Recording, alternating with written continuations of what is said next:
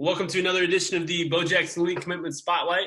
We're here with Nick Lavelle, of Findlay High School, right-handed pitcher and outfielder, heading to Heidelberg. We want to celebrate his commitment here. And how you doing, Nick? I'm doing great. How about yourself?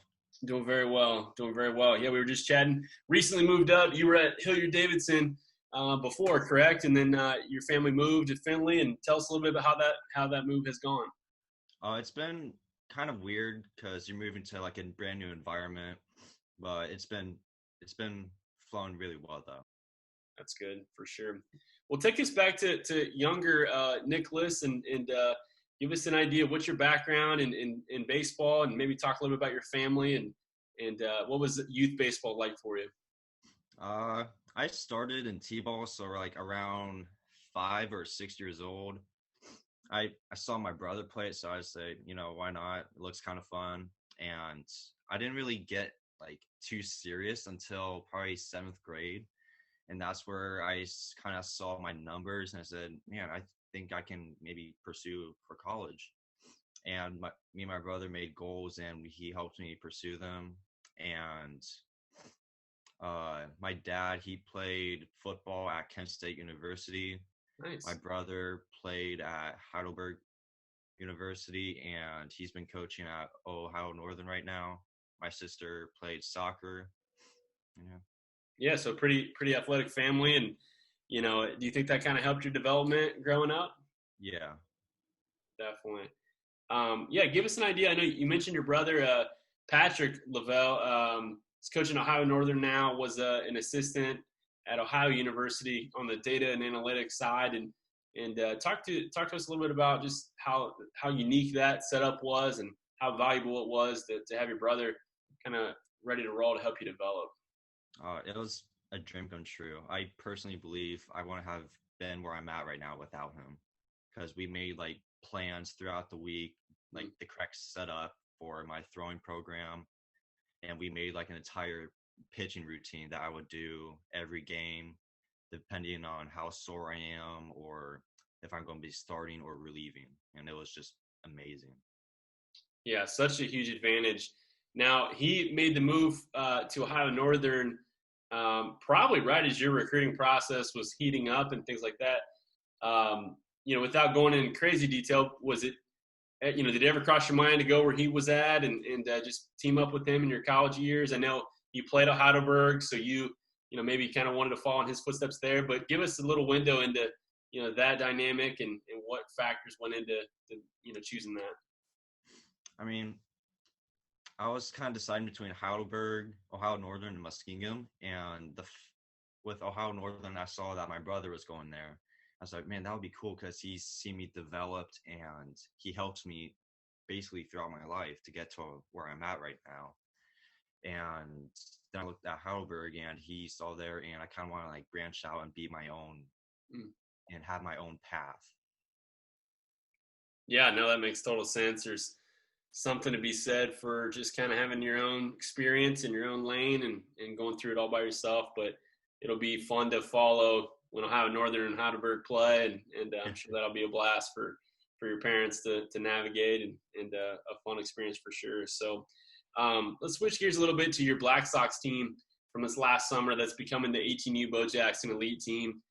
You played on this team for a couple years, and give us an idea how valuable that experience was. There's a lot of guys committed to good college programs off that roster, and what was that experience like this last summer, and how much did it help your development? It was amazing. I've never really had a team so focused on one goal, and when you have an entire team that's focused on the same goal that you're focused on, it just makes it 10 times better.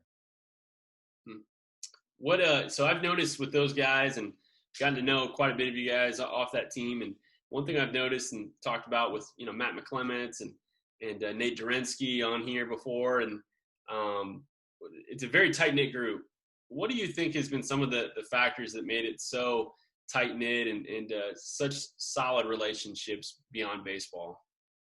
I mean, we're all just friends that are pursuing a goal that we all want to pursue, and We all work hard with each other, and there will be days where if we're not doing anything, we will just go out to eat with each other. We'll hang out, play some games with each other, and that builds like kind of like a family type. So you're describing definitely just an investment off the field, and it obviously showed up on the field with just how tight knit you guys were, and it's pretty exciting. It's going to be fun in the next few years. I know there's more guys on the way to commit, but Nick Falter to Denison, yourself to Heidelberg, McClements to Denison, Dorinsky over to Seton Hill, Division II. But you guys are going to be playing against each other a lot in college, which is going to be a blast to follow for sure. So very cool. Now, before you moved to Findlay, you were in Hilliard, and before you guys moved, I would see you in the Dome a lot, in the summer, and your brother was there pouring into guys and things like that. But give us an idea just how valuable the Dome, the training environment, how much has that played a factor in your development, just being able to have access to this facility? Oh, it was tremendous. I used the Boda almost every day, and I was there for 2 to 4 hours a day, trying to maximize the day, making sure I get in the reps and my throwing in. That was perfect. So good. Yeah, I mean, I've seen a spectrum of people who use it to the fullest, like yourself, and some people kind of leave a little bit on the table there. But I think it's awesome to see someone like yourself who used it to the max, took full advantage of what was available to you, and to see it kind of parlay into a college commitment is really exciting to see for sure. So give us an idea on that note. You were a rare situation in that you went into a summer, a big recruiting summer, and it was hit with COVID, and college coaches are not out and about that much. And give us an idea, what was your recruiting timeline like? When did schools kind of start talking to you, and what was that process like from the start? I didn't really get much attention until probably the beginning of my junior year, because that's when I got invited to more of the college camp side, and I stood out, and we started talking, and I sent a couple emails out to a couple of colleges, and that definitely started some conversations, and I showed them my schedule, and they came out and watched me play. Yeah. So good. And I know you had probably your brother's help on that front, but how much of an advantage was it, do you think, to have that knowledge that it's totally appropriate to reach out to colleges, and you don't have to sit and kind of wait for the phone to ring? You can initiate some of those conversations, and you mentioned shooting some emails. Did you get a lot of responses, and what was that process like? Oh yeah, with all my emails I sent out, all the coaches, they said, yeah, we'll come look you out. And I know how like busy college coaches are, because my brother is one, and I was just, they took the time out of their day to send you that little message, and that just means a lot. Yeah, that's so cool to see for sure. Well, let's kind of talk a little bit the Heidelberg timeline, and when did conversations really pick up with them? Who is the staff member that really things started to get the ball rolling, and when did you take a visit, and just kind of walk us through your Heidelberg timeline? They came to watch me throughout the summer, and I was always on their tab, and I was talking to Coach Christopher, and we kind of got on like a really, really good page, and I scheduled a visit. Really liked it, and he just showed me around, showed me what the program's about, the kind of what influences the team as a building program, and it just clicked with me. And I would say after my season with the Black Sox, that's when everything kind of kicked off with Heidelberg. Did as you went through the process in the summer before Heidelberg getting on the radar, were there any moments that were kind of discouraging of maybe the pace is not going how you want it, maybe the opportunities are not there? Walk us through some of those valley moments. Was there any of that going on? There's at times where I was kind of a little worried, because I was doing really well and I wasn't getting like too much exposure, and I saw my teammates were getting like a lot of exposure, and they were bringing the coaches there, and that kind of helped boost me up. So my teammates definitely helped me there. Yeah, it's just you're speaking of the advantage of being on a highly competitive team and in a good organization, because as your teammates who you develop relationships with, as they had success, it sounds like it impacted you as well. That's incredible. With your brother being a Heidelberg alum and I would imagine you had a good feel for what the program was about, the success of the program. Do you have memories going to games? And did your, maybe middle school Nicolas Lavelle, did he have a vision of maybe going to Heidelberg? And was there any of that going on, or did it kind of like stumble into place? Uh, I, I went to a couple of their games and I saw like how close the team was, and it reminded me of the Black Sox on how close of like a family structure it is, and it just clicked with me right there. So good. Heidelberg is a phenomenal NCAA Division III program, plays in one of the best conferences in the country at that level, if not the best conference in the country at that level. And talk a little bit about just how highly competitive you have seen and have found NCAA Division III baseball to be, especially in Ohio, and especially this conference. Give us an idea of kind of what you're excited to get into with that. I mean, I personally believe Ohio has one of the best Division III baseball in the nation, and it definitely shows. And the competitiveness is definitely there because all the teams are just clashing together, and they're always fighting for that championship title. And that really stood out to me because I'm a pretty competitive person, and I feel like I'll fit in that environment.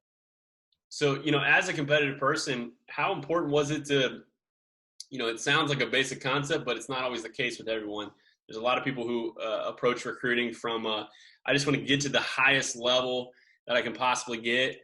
Don't care if the team that I'm going to is a winner or has a history of success. You mentioned being a competitive person.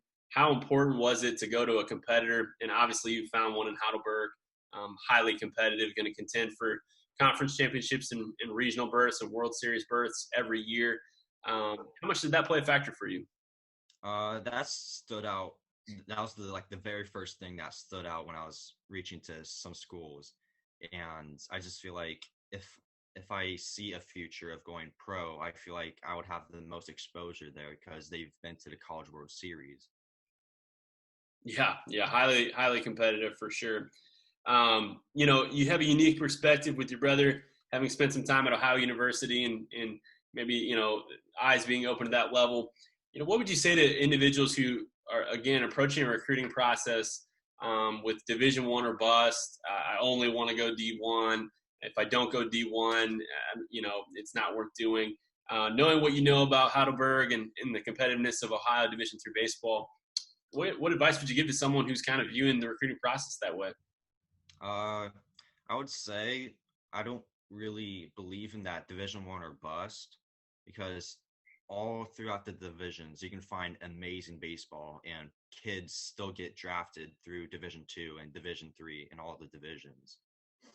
And I would say just take your time, send emails out to coaches, and work on your craft, and eventually something will happen. Yeah, man, you're preaching right there. With I love the line you're saying of just work on your craft. At the end of the day, advancing to a next level just provides an opportunity to keep working and keep growing, and gives you a little bit more runway before you're faced with the dilemma of maybe having to hang them up. So I definitely appreciate what you're saying there. On that note, kind of give us a little more. What other advice would you give to someone who's beginning this process that might be a freshman or sophomore in the recruiting process has not really kicked off for them yet?